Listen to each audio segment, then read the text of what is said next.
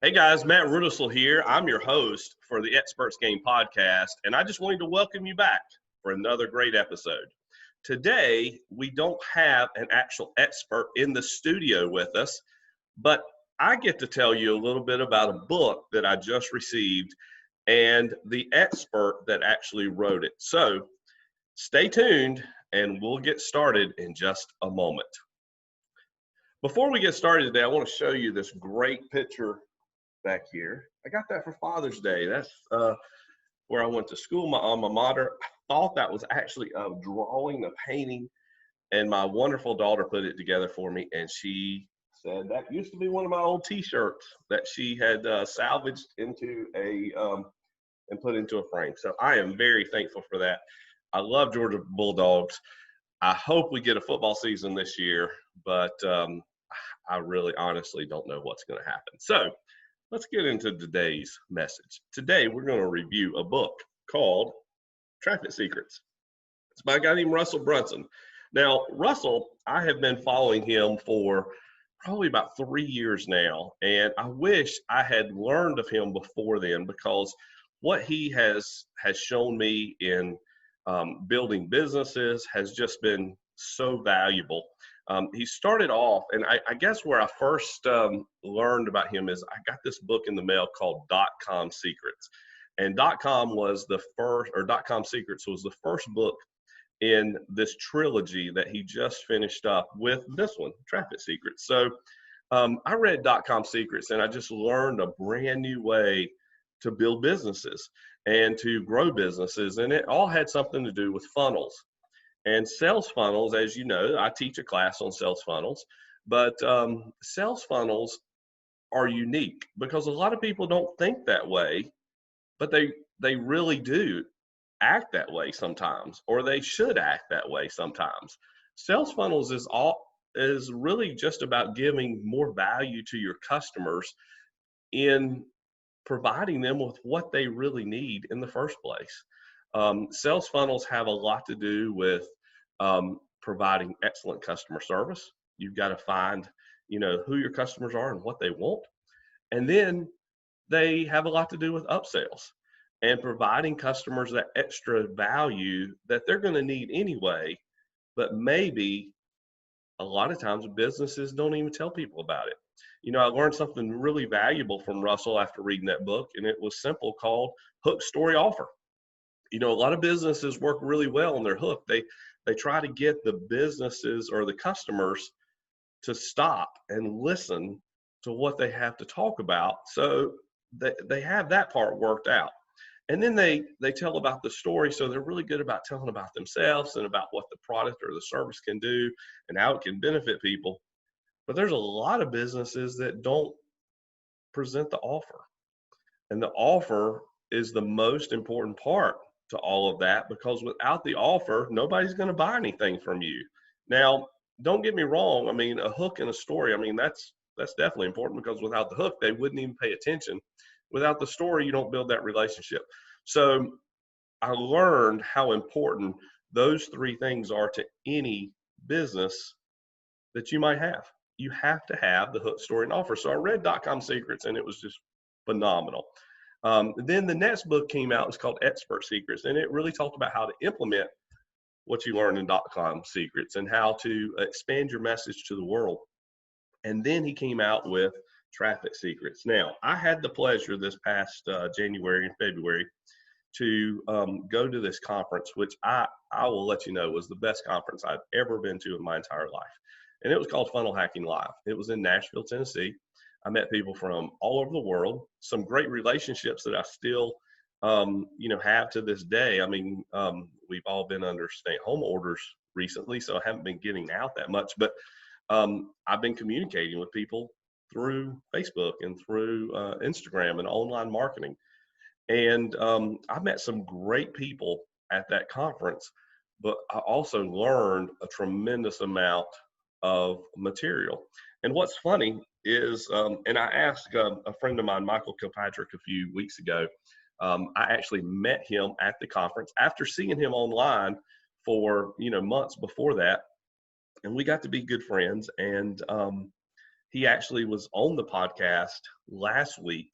So if you haven't caught that episode, you need to go back and watch it because it was just phenomenal. But Michael and I were talking, and I said, Michael, do you feel like that you just really should be back in Nashville right now? I mean, do you feel like that's where you want to be? That's where you need to be? And he said, yeah, sometimes I do. And I feel that way as well. Sometimes I will wake up in the morning and think, okay, I just got to go get more information. I've got to have, I got to hear Tony Robbins speak again. I got to hear Marley Jacks. I've got to hear Prince EA. I've got to hear all these people that were up on the stage. I got to go talk to Colton and Steve Larson and Frank Kern and all these people that we saw, while we were there. And I don't know. I mean, it inspires me.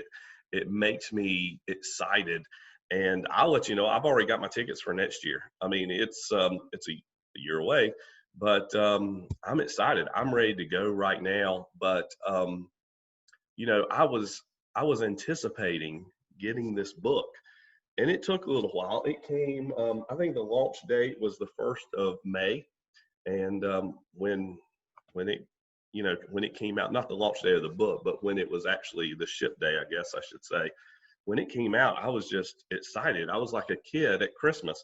I got my package in the mail. I opened it, and I didn't buy just this book. I ended up buying a trilogy set, which included the first book, .com Secrets. It's been rewritten. I bought Expert Secrets, which has been rewritten. This one, which is brand new, and you can see. I mean, this is a good sized book. I mean, right here. I mean, this is a lot of information. And those other two, they've been added on since they were originally published. And then by buying the trilogy, I got another book called Unlock the Secrets, which I'll be honest, and I know Russell maybe you're listening to this, I don't know, or somebody from ClickFunnels maybe, but I really didn't expect too much out of Unlock the Secrets. I thought it was just going to be a journal. I thought it was going to be a lot of blank pages that I was going to be able to write in. But boy, I was wrong. I mean, it is filled with a ton of information and diagrams and doodles, as Russell calls it. I mean, there is a ton of information just in that book, and that was the freebie in the series.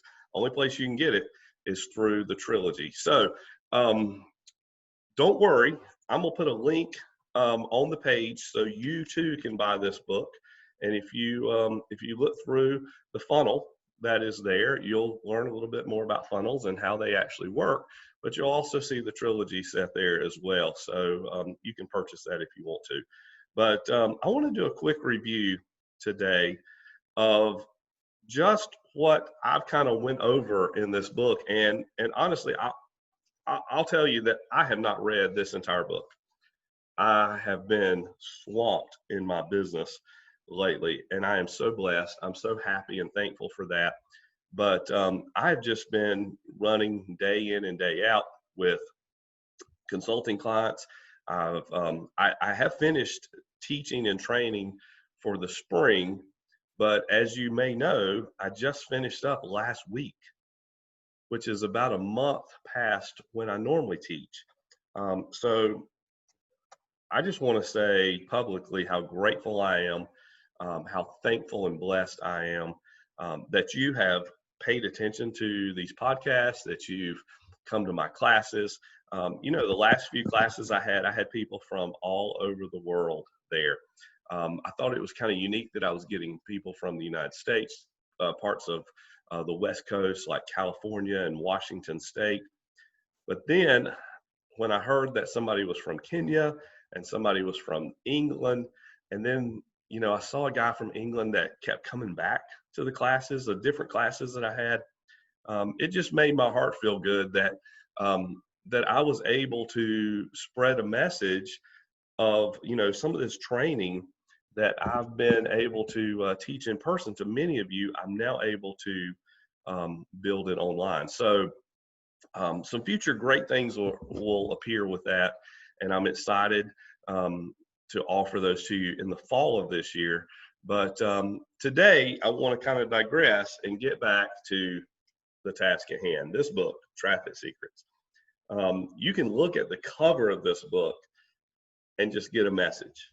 And honestly, in business, that is your hook. That is what you need to have. That's your executive summary of your business plan. You want to paint that picture for somebody that they're able to look at it and know exactly what you do and what you sell. So just by looking at the cover, you can see, and I can see that it's about traffic. I mean, there's 3 computer screens, Russell's sitting right there. He's just studying his customers. And that's what we're going to talk about today, studying and finding your customers. And I'm going to read a little bit of this book. I'm going to have some audio from Russell that ClickFunnels has graciously sent me. And I am going to, I think I've got a little video for you that I show in a lot of my classes I think will benefit you as well. So I just want to read this one page and kind of explain why this book really hit me so hard. So first of all, it starts out with the introduction right here. It says, "There's a storm coming." Now, I found this ironic because this book was promoted and it was actually launched right about the time that COVID-19 hit. Now, Russell wrote this book a couple years ago or over the course of the last few years.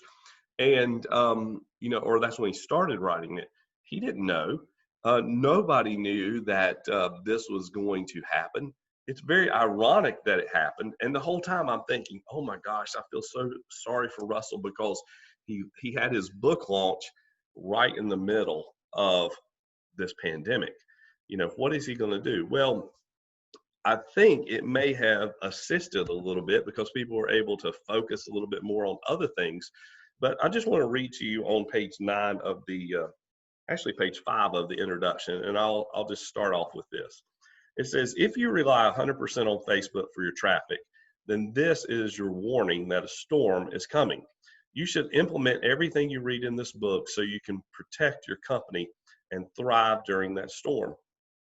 On the other hand, if the Zanos snap," now you got to read the early part of the book to know what the Zanos snap is, but it's an Avengers reference, and it's really talking about Facebook and Zuckerberg and how they can just snap you out of the way, or push you out of the way as a small business if they want to.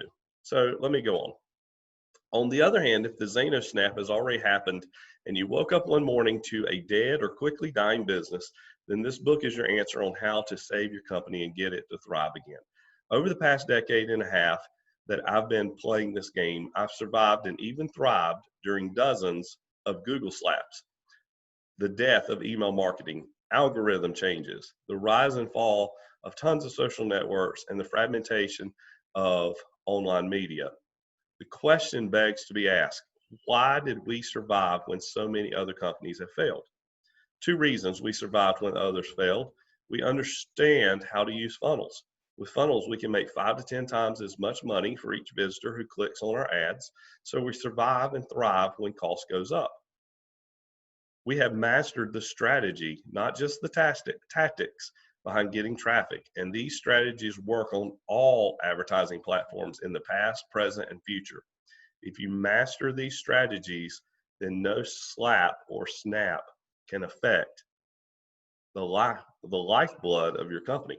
And what was ironic was when I read that, I had just had one of my ad accounts disabled on Facebook. Now, I got it back. There was really no reason whatsoever that it was disabled.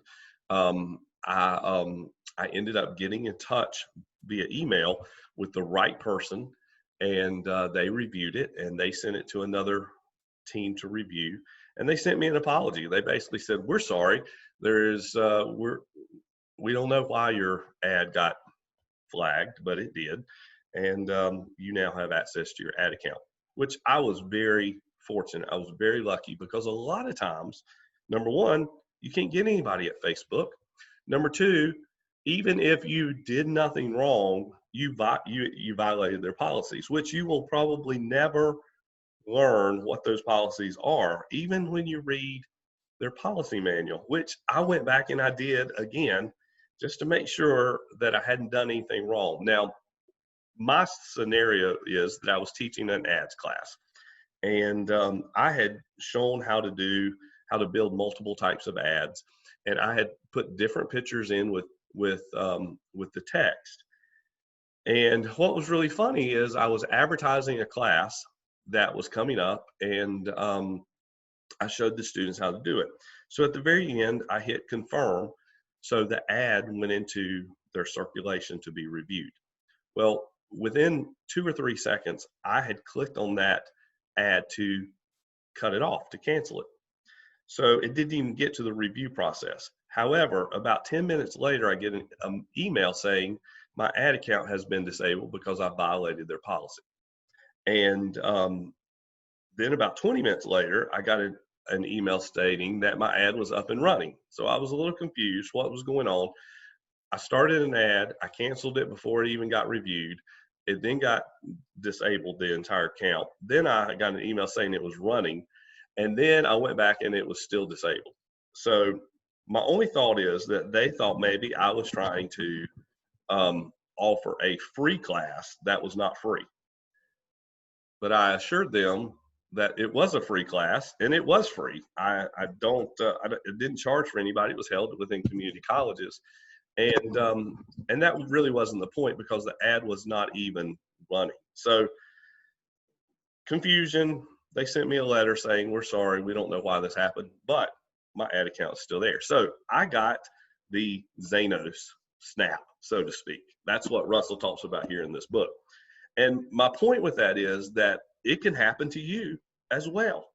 You know, in this book, he starts out by stating why he thinks those Google slaps, those Google changes happen, and why Facebook changes. And it's because about 90% of the ad revenue from these big companies come from only about 10% of their customers.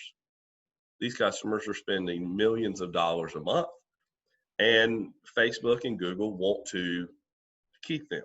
Whereas the 10% of their revenue comes from maybe 90% of their customers who give them the majority of trouble and problems with the ads, the most headaches. And I can understand that philosophy. You have to think about that in your business as well. You know, who do you serve and who do you spend most of your time on? But unfortunately, I got that Zanos snap from Facebook, got it back, but it made me think a lot about evergreen traffic. And that is what Russell talks about here in this book. So we're going to move on over to page 8 in the book. And what I'm going to do for you right now is I have got an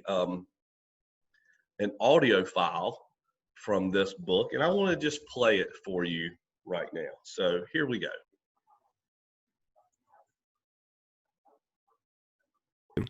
The backends of each of these systems are constantly changing, and any snapshot I take today would be out of date before you even started reading. Instead, we'll be focusing on strategies that don't change, including identifying your dream customers, finding out where they are congregating online, learning how to work your way in, understanding how to buy your way in, creating your own publishing platform, building your own distribution lists. All of these strategies have one big thing in common. When the storms come, the user interfaces change, or the traffic moves, they will still work. They leverage the big media properties such as Google, YouTube, Facebook, and Instagram when they are hot. But also when these platforms change, you can easily move to where the eyeballs go. It worked for me when I was forced to move from Friendster. Most of you don't even remember Friendster, do you? To MySpace, to Facebook. And it will work when we have to move from Facebook and Google to the next big networks too. This book will give you the safety and security you need to know that your business, traffic, and leads are all on stable ground. In section 1, you will learn how to identify exactly who your dream customers are, where you can find them, and how to get access to them. In section 2, I will show you the simple pattern you can use to drive traffic into your funnels from any advertising network, including Facebook, Instagram, Google, and YouTube. I'll also demonstrate how mastering the simple pattern will unlock the doors to a consistent stream of traffic on any of these networks.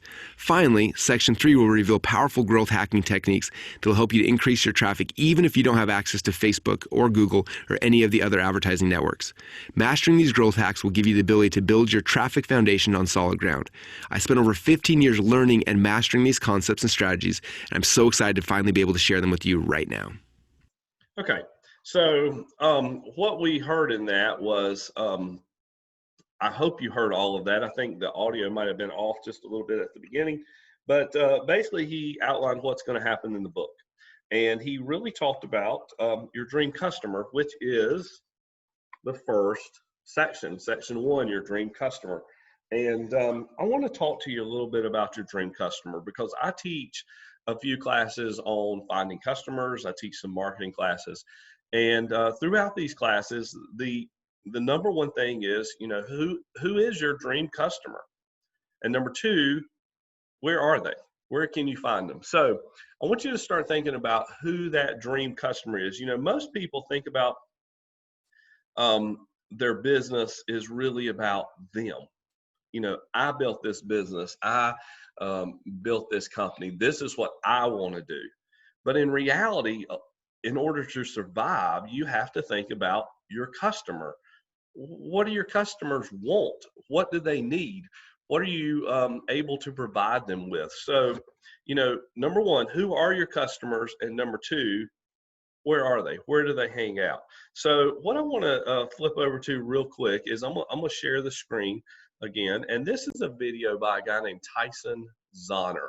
And Tyson, I've been showing in class for years and years and years. And I really like this video because what he's talking about is a 5-step sample marketing plan. We're not going to go through all of this, but I just want you to think about or listen to his thoughts on finding ideal customers. So here you go. Hello, in this video I want to share with you a simple 5-step marketing plan that you can use in any business really. I've used this in several of my own businesses. I've shared it with every type of entrepreneur and business owner. You can use it in just about any industry that I could possibly think of. I mean, I use it in my photography industry. My name's Tyson Zahner, by the way. I should introduce myself.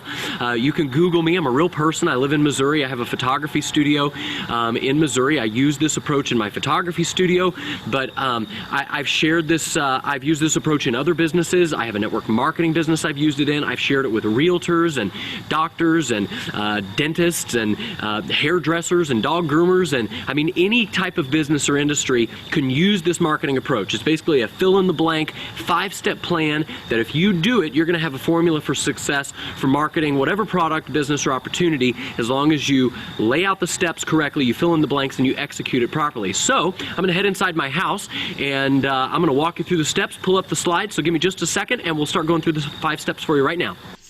Okay guys, in this video I'm going to walk you through my 5-step marketing plan. I use this in every business, every product that I ever promote. I go through this 5-step plan. It's very simple. There's essentially 2 preparation steps and there's 3 action steps. So the 2 preparation steps, step number 1 involves identifying your product benefits. What I want you to do is I want you to write down every benefit that your product will provide for your customers, okay? Not features. Don't write down features. Features are things like if I wanted to buy a big screen television, features would be like if you told me how, the screen is 53 inches, or it connects to Wi-Fi, or it has Netflix, or connects to YouTube, or whatever. Those are features. People justify their purchases based on features, but they don't buy because of features. They buy because of how something is going to benefit them. All right? Let me before I go on, let me use a quick example of this. I'm going to pull up the website here for Hawaiian Airlines, and what I want you to do is I want you to ask yourself, what are the features of Hawaiian Airlines? The features of their company have everything to do with airplanes and airports, and but I don't see a picture of a single airplane on their website, right?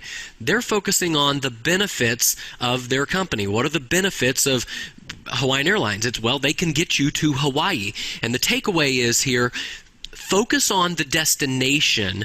That all your product is a vehicle to get someone a benefit that they want in their life. People aren't interested in the airplane at Hawaiian Airlines. They're interested in Hawaii. And so what is their website? It's sandy beaches, right? So Hawaiian Airlines talks about, sandy beaches and luau girls, not about how big the tires are on the airplane. So when you're making your marketing plan, I want you to focus on what benefits your product will provide for people. Don't worry about the features in your marketing approach so much. I also want you to write down what problems your product is going to solve for someone. People will buy if your product can solve a problem. And then thirdly, I want you to write down any emotional triggers that you can zero in on that. Remember, people buy based on emotion. They usually don't buy on logic. I mean, we justify on logic, we justify on features, but we buy based on emotion. So I want you to ask yourself, if you're like a life insurance salesman, fear might be, well, what if your family isn't provided for when you're gone?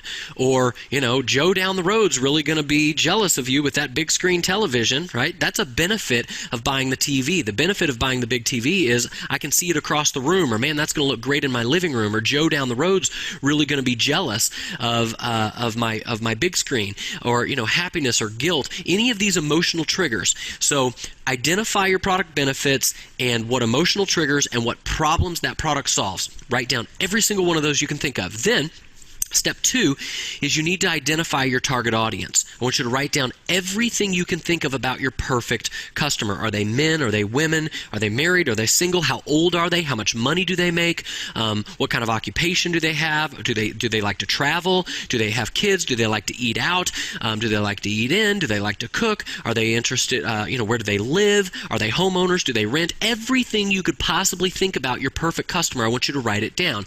And then I want you to ask yourself, where will I find these people? Okay, where do they hang out? Where do they shop? Who do they hang out with? Where do they eat? What kind of Facebook groups might I find them in? What kind of magazines might they read? What are their interests? And where am I going to find these people congregating together? Because obviously you want to go where the people are, your targeted audience. Why do we have so many Budweiser commercials on the Super Bowl? Well, because people know that people like to drink beer at sporting events. So there's a lot of their targeted market is there at that event. Okay, so those are your preparation steps. Then your action steps are what I refer to as the 3 C's of marketing. I call it create, capture, and convert. I'm going to walk you through this very quickly. You want to create offers that attract your targeted audience. Okay, if I don't just create an offer that attracts anyone. Okay, I see people do things like they give away an iPad. Well, if you're giving away an iPad, yes, that's going to attract a lot of people. You might get a lot of leads, but it's not a lot of highly targeted leads. So your offer, it could be a giveaway, it could be a contest, or you could just give away information. I mean, we live in the information age. People are looking for information all the time. So you're going to create an offer that would attract people who want to buy your product. And then you're going to capture leads from those people so you can get their information. And then over time, maybe right away, you'll convert them into a sale. But as we know, most people typically need multiple exposures to a product. They need follow-up. They need to think about it. They need to be sold on it over time. So you need an automated sales process that will convert these people into sales over time, which is all the more reason why you need to convert to capture leads from those people. Collectively, we refer to this 3-step process as a sales funnel. With you a simple 5. Okay, so I'm going to stop it right there and just basically say those 3 C's that he had. They would translate pretty easily to Russell's theory on hook, story, and offer.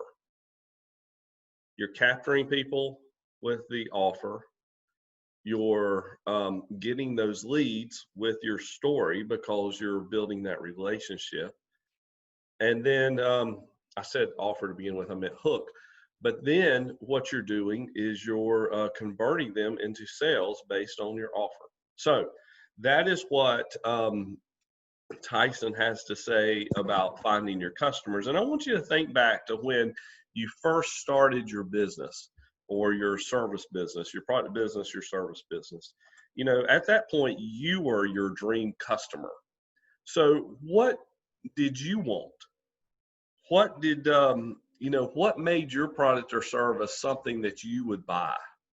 And that's what you have to think about. You have to build that up in your mind. You have to put that down on paper, and you have to realize what those things are, because that's what's going to build your dream 100 customer list.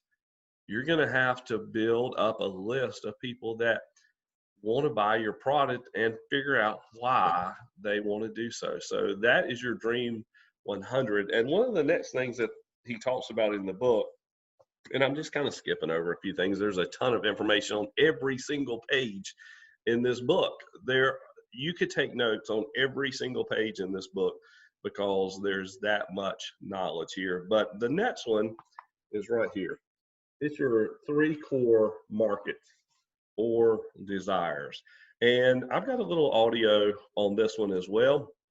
So let's take a listen to it. I'm going to go back up here and we'll X off of the Tyson Zahner video if I can. Step marketing plan that you can use in any business. This, sorry about that overrun. But Russell's going to be talking right now about the 3 core markets or desires. So take a listen to this. The 3 core markets / desires. In Expert Secrets, I introduce the concept of the 3 core markets or the 3 core desires. The 3 desires, in no particular order, are health, wealth, and relationships. When people purchase any product from anyone, they're hoping to get a certain result in one of those 3 areas of their lives. So the first question you need to answer is this: which of these 3 desires is my future dream customer trying to receive when they buy my product or service? This is the very first layer to getting inside the minds of your dream customer. And for most people, the answer is pretty simple. However, sometimes people get stuck in this question for one of 2 reasons. Reason number 1, my product fits into more than one of these desires. Many products can be marketed towards getting a result in more than one of these desires, but your marketing message can only focus on one of them. Anytime you try to get your potential customer to believe in 2 things, your conversions will usually cut in half, most times by 90% or more. To target 2 different desires, you need 2 different ads leading to 2 different funnels. Only focus on one desire with each message you put into the market. Reason number 2, my product doesn't fit into any of the desires. This false belief was best resolved at one of our recent events where someone told one of my head coaches, Steve J. Larson, this exact same thing. Steve responded by telling the story of Gillette razors and asking which desire a razor fulfilled. At first, everyone was quiet, and then a few people started guessing. Health, another mumbled, or maybe, Steve then played one of the Gillette ads. In it, you see how the story develops. First, a man is shown shaving. After the shave, a beautiful woman gets closer to him, and then the 2 go out for the night on the town. Finally, the ad shows the 2 together back at home in their room. After showing the ad, Steve asked the question again a little differently. What desire was this marketing message created for? Instantly, everyone responded, relationships. Most products can fit into multiple categories, even if they may look like they don't fit into any category at all. But no matter what, the key is that your marketing message can and must be focused on only one of the 3 core desires. I want you to take a few minutes and decide which of the 3 core markets or desires your product or service currently fits into. Away from pain towards pleasure. Now that you've identified which core desire your product or service is focused on, the next step to entering the conversation inside your customer's mind is to understand which direction they are moving. Every human being on this planet is always moving in one of 2 directions when they make a decision: away from pain or towards pleasure. Moving away from pain. The first direction that people can be moving in is away from pain. Let me show you a few examples of moving away from pain for each desire. Health, moving away from pain. I'm overweight and I don't feel comfortable in my clothes. I don't have energy and I feel tired all the time. I hate what I see when I look in the mirror. Now, wealth, moving away from pain. I hate my job and I want to fire my boss. I have no money saved and I'm scared I could lose my job. Everyone around me makes more money than I do. Relationships, moving away from pain. I'm in a bad relationship and I don't know how to get out. I feel alone and I want to feel what love feels like. I feel awkward when I'm around people I don't know. Each of those statements above are conversations that people are having inside of their own minds. While these are broad examples, when I actually wrote down the thoughts that my particular dream customer was having, I did 3 things to try to understand the conversations they were having with themselves each day. Number 1, I wrote out hundreds of phrases that I used to say to myself when I was trying to solve this problem for myself initially. Number 2, I looked online in forums, message boards, and groups to see what other people are saying when they're trying to get out of pain. And number 3, I really tried to put myself in their shoes and wrote out what I believe people were thinking. Exercise. For this exercise, I want you to write down at least a dozen things that your potential future customers are saying or thinking as they're trying to move away from pain. This exercise is something that you should be continually doing every day. I'm always looking for the questions and the statements that people in my market are saying as they try to move out of their pain. moving towards pleasure. The second direction that people can be moving in is towards pleasure. They don't have a desire for health, wealth, or relationships because they're unhappy. They have a desire because they're happy and looking for more. Let me show you a few examples of moving towards pleasure for each desire. Health, moving towards pleasure. I want to get six-pack abs. I want to be able to run a marathon. I want to eat healthier so I can have more energy. Wealth, moving towards pleasure. I want to buy my dream house or my dream car. I want to grow my company so I can have more impact. I want to learn leadership so I can grow my team. Relationships, moving towards pleasure. I want more passion in my relationships. I want to spend more time with my spouse and my kids. I want to meet more people through networking. Do you see how different these phrases are, even though they are addressing the same core desire? You can refer to the supplemental PDF to see them side by side. It's powerful to see that while everyone may be trying to accomplish the same goal, the reasons why they are doing it is almost polar opposites. Exercise. Now I want you to spend a few minutes doing the second exercise. Write down at least a dozen phrases that people in your market who are moving towards pleasure may have running on a loop in their heads. The more phrases you can find, the more traffic streams you'll be able to tap into. So make it a continual process to identify and write down the conversations happening inside your customers' minds. And as you'll see in the next secret, understanding the phrases that are going on inside your customers' minds in both directions, moving away from pain and towards pleasure, will guide you to finding them. Okay, so I will stop there, and I'll let you know that that is something that I've heard Tony Robbins say for years and years and years, that everybody's decision is based on either pain or pleasure, and which one is more important to them at that given time.